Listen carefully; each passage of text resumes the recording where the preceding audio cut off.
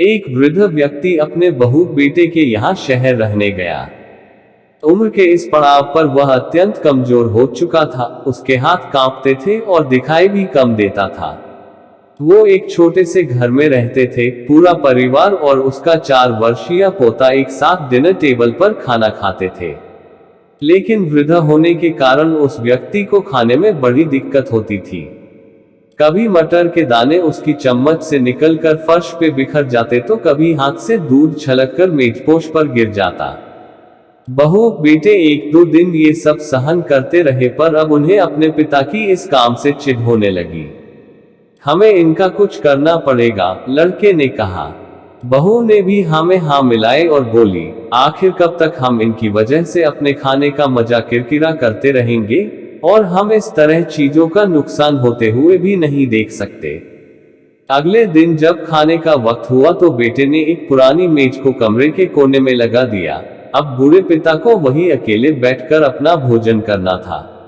यहाँ तक कि उनके खाने के बर्तनों की जगह एक लकड़ी का कटोरा दे दिया गया था, ताकि अब और बर्तन ना टूट फूट सके। बाकी लोग पहले की तरह ही आराम से बैठकर खाते, और जब कभी कभार उस बुजुर्ग की तरफ देखते तो उनकी आंखों में आंसू दिखाई देते। ये देखकर भी बहू बेटे का मन नहीं पिघलता, वो उनकी छोटी से छोटी गलती पर ढेरों बातें सुना देते। वहां बैठा बालक भी यह सब बड़े ध्यान से देखता रहता और अपने में मस्त रहता। एक रात खाने से पहले उस छोटे बालक को उसके माता पिता ने जमीन पर बैठकर कुछ करते हुए देखा। तुम क्या बना रहे हो? पिता ने पूछा। बच्चे ने मासूमियत के साथ उत्तर दिया, अरे मैं तो आप लोगों के लिए एक लकड़ी का कटोरा बना रहा हूं, ताकि जब मैं बड़ा हो जाऊं तो आप लोग इसमें खा सके। और वह पुनः अपने काम में लग गया। पर इस बात का उसके माता पिता पर बहुत गहरा असर हुआ। उनके मुंह से एक भी शब्द नहीं निकला और आंखों से आंसू बहने लगे। वो दोनों बिना बोले ही समझ चुके थे कि अब उन्हें क्या करना है।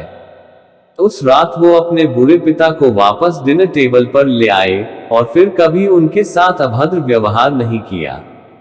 दोस्तों, हम अक्सर अपने बच्चों को नैतिक शिक्षा या मॉरल वैल्यूज देने की बात करते हैं, पर हम ये भूल जाते हैं कि असल शिक्षा शब्दों में नहीं, हमारे कर्म में छुपी होती है।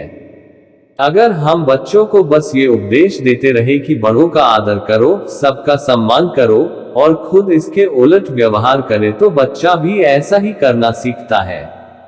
इसलिए कभी भी अपने पेरेंट्स के साथ ऐसा व्यवहार ना करें कि कल को आपकी संतान भी आपके लिए लकड़ी का कटोरा तैयार करने लगे।